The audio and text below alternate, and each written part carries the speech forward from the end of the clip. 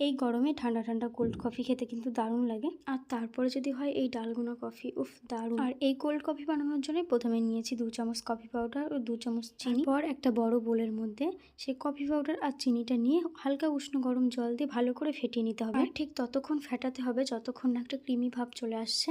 আর এই যে দেখুন, অবশেষে 5 মিনিট ধরে ফেটিয়ে নেওয়ার পর ঠিক এইরকম এসে হাতটা পুরো ব্যথা হয়ে গেছে। আর হ্যাঁ, এই ঠান্ডা ঠান্ডা ডালগোনা কফি খেতে কিন্তু হাতটা একটু আপনাদের ব্যথা করতেই হবে। আর দেখুন কত সুন্দর ক্রিমের মতো ঠিক ফেটিয়ে নিয়েছি। এবার এটা একটু সাইডে রেখে একটা বড় কাপের মধ্যে দিয়ে দিলাম বেশ কিছু বরফের টুকরো।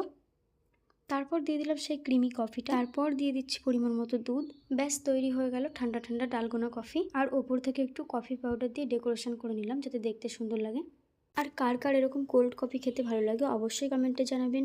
আর সত্যি কথা বলতে কফিটা খেতে কিন্তু দারুণ ছিল।